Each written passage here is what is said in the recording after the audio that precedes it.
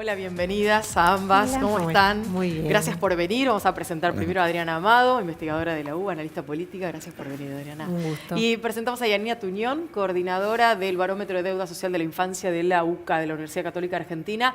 Vamos a hablar, por supuesto, de política, vamos a hablar de pobreza, vamos a hablar de varias de las cuestiones sobre las cuales venimos versando en estos días. Pero quería preguntarte primero, Adriana, sobre esta cuestión de Moyano, ¿no? Y en particular no la figura de él en especial, o sí, pero digo, dentro de este conglomerado de sindicalistas que de alguna manera todavía acompañan a Moyano, si significan un problema para el gobierno de Mauricio Macri, si todavía siguen teniendo ese poder que supieron tener. Mira, nosotros nos encontramos en una sociedad que tiene como sus grupos instalados, pero que están desenganchados de la ciudadanía. Es decir, lo que ves en el caso de los sindicatos, que también le pasa a la política, le pasa a la justicia, es una baja confianza en los últimos 25 años. Entonces, ves esta compulsa, estos conflictos que se intentan llevar al escenario público, pero no significa que la ciudadanía esté acompañando esta disputa. Primero porque los sindicatos tienen una legitimidad dudosa no solamente por las causas judiciales, sino también porque ha cambiado el mercado de trabajo. Claro. No tienen esa llegada que solían tener, la mayor parte de la gente está con nuevas configuraciones laborales. Entonces, pareciera como que siguen hablando desde un lugar que no necesariamente tienen. Entonces, la pregunta es cuál es la representatividad que están teniendo para ir más allá de las cuestiones, porque no lo ves solamente con los sindicatos, lo ves con un montón de grupos sociales en donde salen a reclamar, y reclaman por un montón de otras cosas en nombre de una vocería ciudadana que no sé si la tienen, ¿no? Es bueno para esto que decís escuchar lo que hace algunas horas nada más dijo el jefe de gabinete Marcos Peña en su viaje, porque le preguntaron sobre la conflictividad social y esto decía.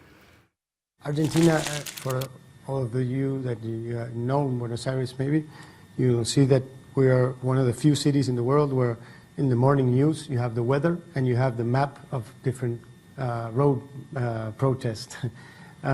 It's part of our culture. We are a contestatory country, so we don't get too altered about that in the sense that we feel that it's absolutely impossible in probably any democracy, but especially in a Argentina democracy, to think that everybody's going to agree in everything and that there won't be protest. Given that context, you also have to understand that the ex-president Cristina Kirchner and her followers never acknowledged even the defeat in the election. You know, when she was the first president not to trespass the attributes of power to another president. So from the first day, the same people mostly changed the subject, but they always try to find an excuse to show popular discontent. But in no way we think that that reflects reality in the streets today. Bueno, curioso, ¿no? Que además refiere a la expresidenta. Es un contexto extraño para ese discurso. Mira, me permitiría comparar, yo tuve el privilegio de estar en España los últimos 3 días de la semana pasada, justamente en el momento en que se producía la destitución y el reemplazo del presidente. En una situación bastante compleja. Sí. Yo trataba de hacer el ejercicio de qué nos pasaría a nosotros si la misma situación hubiera ocurrido. Una minoría parlamentaria que tiene 84 de los 350 escaños puso una moción de censura que destituye al presidente de la Nación. Los otros diputados lo apoyaron, se produjo el reemplazo del presidente. En menos de 24 horas se destituyó, se reemplazó, la ceremonia de reemplazo duró 2 minutos y me fui a las Cortes, dije, bueno, ¿qué pasa? Tenía las imágenes de diciembre que por la votación de una ley tuvimos ese desastre que fue la Plaza de los Congresos, no había nadie. O sea, había 20 personas, la calle tenía la normalidad, había periodistas cumpliendo su trabajo y al día siguiente la institucionalidad pudo más. Claro. Entonces, me pregunto yo si toda esta cuestión, más allá de digamos, del derecho que tenemos todos a expresar la posición, si contribuye a hacer más fuerte ese reclamo o lo separa de esa base social que se supone deberían tener. No lo sé. A veces nosotros concluimos con que, bueno, nuestra democracia es joven. La democracia española no es mucho mayor que la nuestra. Quizás es un poco más adulta, pero no joven. Es verdad. Bueno, propongo que nos metamos un poquito uniendo estos temas, porque las protestas sociales en muchos casos están relacionadas con reclamos que tienen que ver con sectores marginados o sectores que están dentro de los considerados bajo la línea de pobreza. Estamos camino a un número complejo, ¿no?, en la próxima medición en materia de pobreza. Bueno, en realidad nunca salimos de los números complejos, ¿no? La gran mayoría de la Argentina está por debajo de la línea de pobreza, depende cómo la midamos. El gobierno ha decidido medirla a través de las medidas más tradicionales que tienen que ver con la pobreza por ingresos. En el último año, entre el 2016 y el 2017, hubo un progreso, una merma en la pobreza por ingresos, sobre todo en la pobreza, no tanto en la indigencia. Sin embargo, un tercio de la población argentina está por debajo de esa línea de pobreza y, bueno, cuando pensamos en la infancia estamos hablando de casi 4 de cada 10 niños que están en condiciones de pobreza, según el INDEC, y según nuestras propias estimaciones es un poco más, porque es casi el 50% de la infancia que está por debajo de la pobreza por ingresos. Y bueno, después hay otras medidas de pobreza que quizás son mucho más reveladoras de lo que hace un gobierno, ¿no? Porque los ingresos probablemente nos arrojen en la medición que va a hacer el INDEC próximamente una regresión, ¿no? Claro. Respecto de lo que vimos en el último, entre 2016 y 2017, 2017-2018, seguramente volvemos al punto anterior de inicio. Bueno, justamente porque estas medidas son muy volátiles y se van a ver sumamente afectadas por la crisis que estamos experimentando en este momento. Recién hablabas de las distintas formas de medir la pobreza, ¿no? Y relojeando el boletín que trajiste, veo diferentes representaciones de la pobreza infantil en la Argentina. ¿Cuáles son esas representaciones de la pobreza infantil? Bueno, justamente una de las cuestiones que queremos instalar en la Argentina hace ya bastante tiempo son medidas alternativas de la pobreza, no medir la pobreza por los ingresos solamente, y en el caso de la infancia quizás se justifica aún más, porque lo cierto es que si bien en parte la vida de los niños depende de sus familias, no solamente, ¿no? En la medida en que la capacidad de poder acceder al ejercicio de varios derechos también depende de las ofertas que hacen los estados. Pensemos que en la Argentina más del 75% de los chicos van a escuelas de gestión pública, estatales. Tenemos más de un 50% que solamente puede acceder a la salud pública, también a la salud estatal.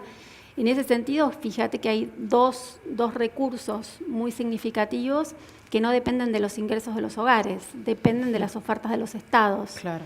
En ese sentido, nos parece que la pobreza multidimensional, que busca dar cuenta de qué tanto los niños logran ejercer sus derechos en el campo del hábitat de vida, de la vivienda, del saneamiento, pero también de la atención de la salud, de la educación, del acceso a la información.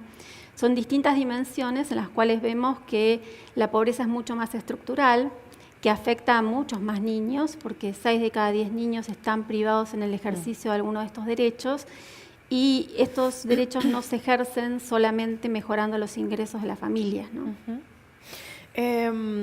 Estoy pensando en cuestiones que tienen que ver con la representatividad. Ahora le voy a preguntar a Adriana sobre esta cuestión, porque venimos hablando de la falta de representatividad de ciertos movimientos sociales, sindicalismo y demás. Digo, ¿qué sucede con el tema de... Hablábamos de los niños y pienso en el tema del defensor de los niños, ¿no? Y el nombramiento del defensor de los niños, como nos ha pasado en algunos otros aspectos. ¿Es necesario, sirve? ¿Por qué no aparece esa figura en un rol preponderante cuando sabemos que tenemos tantos niños bajo la línea de pobreza? Bueno, allá hay algunos defensores, Santa Fe tiene su defensor, el defensor nacional es el que está pendiente, pero ya tenemos 66 candidatos. Falta, bueno, motorizar esa elección, ¿no? Está claro que es una figura que es importante, que va a ser un reclamador significativo, pero también es cierto que en realidad el ejercicio de los derechos depende de la corresponsabilidad, en este caso de muchos ministerios, y depende también de las familias y depende de muchas organizaciones de la sociedad civil. Sin dudas va a ser una figura importante en términos de un reclamador público. También es importante que no esté reducido a una figura que tenga que ver con la judicialización de la infancia, ¿no? Porque en realidad hay muchos otros derechos que están vulnerados para grandes mayorías de niños y que por lo general no tienen voz. Y los defensores por lo general también están muy vinculados a estos niños judicializados, que son muy importantes, que son casos particulares, pero que esto no implica que no haya otros derechos que están vulnerados en infancias, en colectivos mucho más amplios, ¿no? Claro, claro. Como por ejemplo, para darte un ejemplo, tendríamos que haber llegado al 2010 con un 30% de niños en jornada extendida o completa en la Argentina, y sin embargo no llegamos ni al 10%. Y eso es un derecho que podría ser reclamado para un conjunto mucho más amplio. Totalmente. Cuando uno ve estos números y piensa que las mismas personas que vemos en la calle durmiendo son las mismas que estaban en el gobierno anterior, y antes a algunos les molestaba más verlas ahí, y ahora uno dice, bueno, hay que esperar, hay que ver, y están ahí en la calle. Uno se pregunta cómo es que la pobreza no la podemos separar de la discusión política y automáticamente es... Si reconozco la pobreza, le estoy dando de comer a mi adversario. ¿Funciona así nuestra forma de ver las cosas? Es mucho más compleja porque señalaba Yanina el derecho al acceso a la información. Muchos de estos problemas que tienen que ver con la legitimidad, con el ejercicio de los derechos, también tienen que ver con la propia información que tenemos. Además, estamos en un contexto de sociedad de la información que a nosotros nos está llegando de manera muy fragmentada, es decir, hay una brecha muy grande, hay solamente 7 de provincias que pueden decir que tienen más de la mitad de la población conectada a Internet. Hoy la conectividad a celular hace depender lo vital, la posibilidad de un trabajo, la posibilidad de contacto con la familia. En Latinoamérica en general las conexiones, las comunicaciones son malas, son caras, es decir, hay cuestiones que más allá de la urgencia, de la indigencia de un grupo social, también la sociedad en su conjunto está de alguna manera empobrecida. Nosotros nos jactamos de tener una educación pública de acceso irrestricto, pero lo cierto es que la mayoría de nuestros estudiantes no están trabajando en el aula con las tecnologías con las que están trabajando los propios jóvenes, no ya de Noruega, sus pares, los jóvenes de Brasil, claro, los jóvenes de Tanzania, los jóvenes de Malasia. Claro. Entonces, me parece que es un replanteo, es como darnos un baño de sinceridad y de ganas de solucionarlo entre todos en vez de estar señalando todo el tiempo, cuáles son los problemas. Los problemas, como que el diagnóstico lo tenemos claro. Ahora, ¿qué nos pasa? Que todos los años nos juntamos a hacer el mismo diagnóstico y se empeora. Ahora, en ese contexto, ¿no? Yo me pregunto mirando la foto grande, ¿cómo hace un gobierno, un Estado, para entender cuál es el orden de prioridades? Pareciera que nunca logramos encontrar ese orden de prioridades para la resolución de los temas, ¿no? Nos ocupamos de algunos y quedan otros que para otros son también importantes y no se terminan resolviendo. ¿Cómo se organiza eso, ¿no? desde la cuestión política? Sí, también porque tenemos una matriz un tanto paternalista todavía de resolución de cuestiones, entonces la debilidad de la institucionalidad también te hace más dependiente de la solución que puede llegar un gobierno u otro.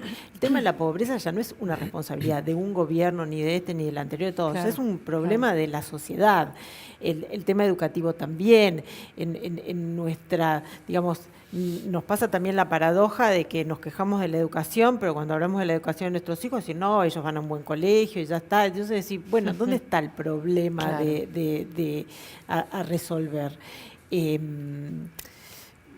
Creo, por eso te decía que el tema de la información, pero la información de manera, digamos, en el siglo XXI, de la colaboración, de la participación, de la movilización, de la propia sociedad, de la transparencia del Estado, y dejar de esperar que venga un gran programa que diga, bueno, a partir de ahora, si nosotros tuviéramos mucho más conciencia de las necesidades de la gente como sociedad, y la gente tuviera capacidad de expresarla, de ponerla en la discusión de una manera más directa y no estar esperando el circuito estatal, que es ineficiente, burocrático, que ya da cuenta que no funciona. Es decir, estamos como atrapados en ese laberinto y no logramos salir de creo que debería empezar a hacer un ejercicio mucho más activo, pero bueno, de nuevo, hay que generar jóvenes más conscientes de sus derechos. Bueno,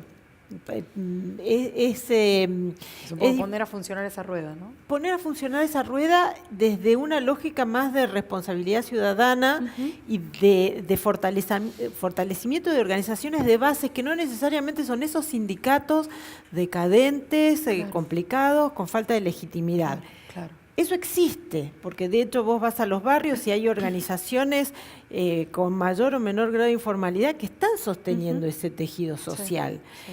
Pero todavía están ahí como atrapadas en la burocracia y pasa en todo, pasa en la educación, pasa en la salud, pasa en la asistencia social. Bueno, punto de la conflictividad frente a los datos y mi intriga es cómo viven ustedes o cómo trabajan ustedes cuando ven que las mismas personas que ponderaban sus datos frente a la ausencia de información del gobierno anterior, hoy los critican por dar esos mismos números. ¿Cómo lo vivimos? ¿Cómo viven? ¿Cómo hacen para trabajar? Y si les afecta en el trabajo. No, la verdad nos importa poco. Sí, lo notamos, por supuesto. En la primera fila de las presentaciones del observatorio han cambiado las caras, ¿no? Y creo que la pobreza es algo que les resulta incómodo a todos los gobiernos.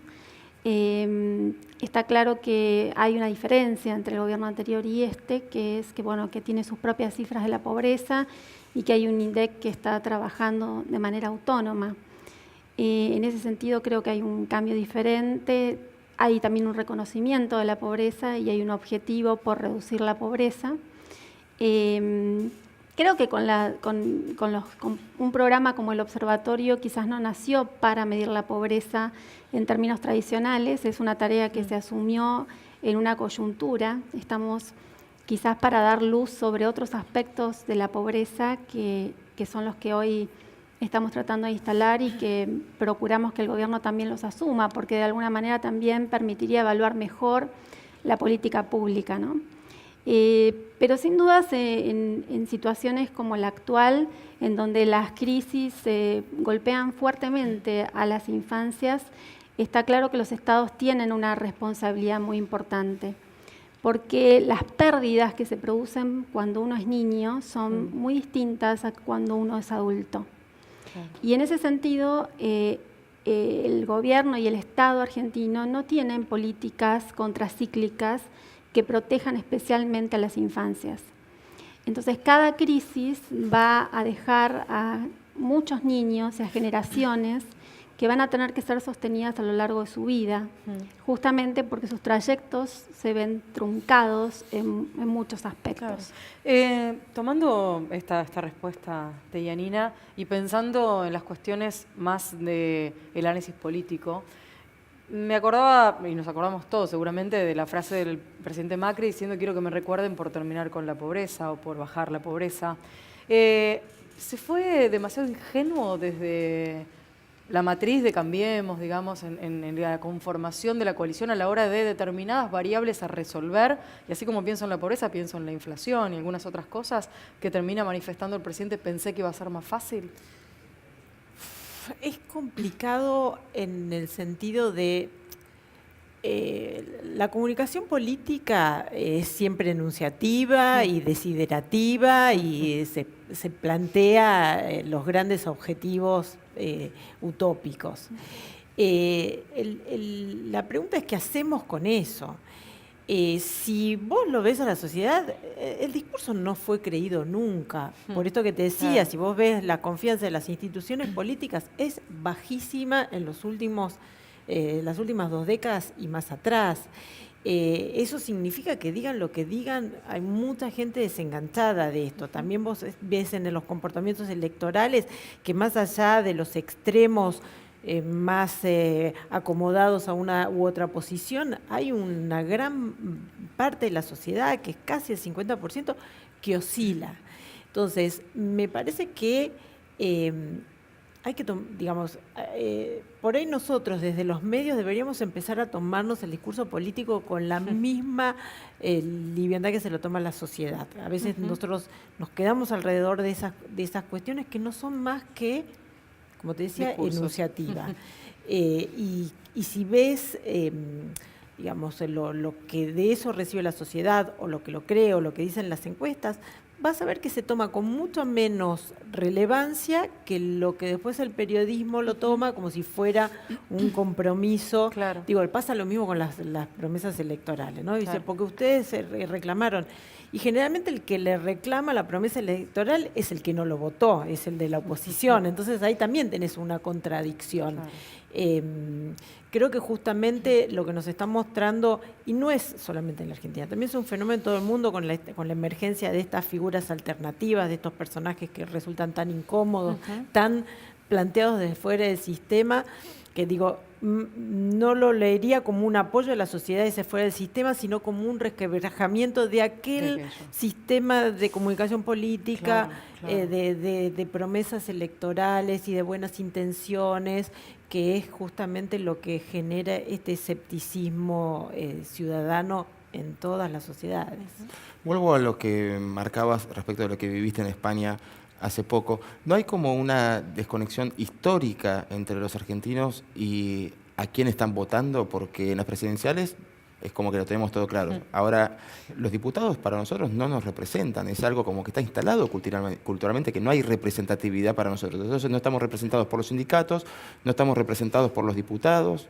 O sea, ¿cómo funciona eso? Bueno, ahí digamos, también tiene que ver con que venimos de un periodo en donde el Congreso estuvo de alguna manera muy dependiente de lo que era el Poder Ejecutivo. Lo mismo nos pasa con la justicia. Digo, cuando yo te planteo la falta de institucionalidad, tiene que ver con esta independencia de poderes que está no solamente marcada en la Constitución, está garantizada por varios artículos y que nosotros tuvimos además suspendida por por una condición de emergencia económica que se prolongó mucho más allá de lo que se supone que era la emergencia. Eso también permitió que mecanismos institucionales estuvieran alterados en nombre de una emergencia económica que hoy en la discusión pareciera que no era tal, porque bueno, como estuvimos en emergencia económica, pero estábamos prósperos y ahora estamos, digo, hay como un desapego a lo que son las instituciones democráticas, que no, por eso te decía, no es un problema del Estado de un partido, nos pasa a todos los ciudadanos. Esta experiencia de España, y hablando con colegas del área de política y en la comparación, era asombroso, porque decían, bueno, no, ya está, nosotros los votamos, ellos deciden eso y está bien, y esto es institucional. Y incluso pasaba en Twitter, en un momento se me ocurrió usar la palabra normalidad y tenía fue una locura. Un colega que me decía, ¿cómo normalidad? Y bueno, normalidad tiene que ver con norma y tiene que ver con la ley. ¿Y por qué nos cuesta tanto? Digamos, ¿por qué estamos tan enojados con ese tema? Creo que tiene que ver con esto que te decía, estamos también muy defraudados con las instituciones. Ahora, recomponer ese ejercicio tiene que ver con un trabajo de confianza que no va a ser ni de un gobierno ni de otro. Es más, creo que va a estar sanado cuando dejemos de pensar que tiene que ver con el color del partido, sino con la institucionalidad. En España cambió de un partido a su opositor y cambió los ministros y lo que nadie puso en duda, que hubiera una continuidad democrática. Estamos terminando, pero no quiero dejar de preguntarte, Yanina, ¿para cuándo habrá nuevas mediciones de la UCA sobre el tema pobreza? Para tener un panorama. Para fin de año. Fin de año. Gracias por haber venido ambas, un placer.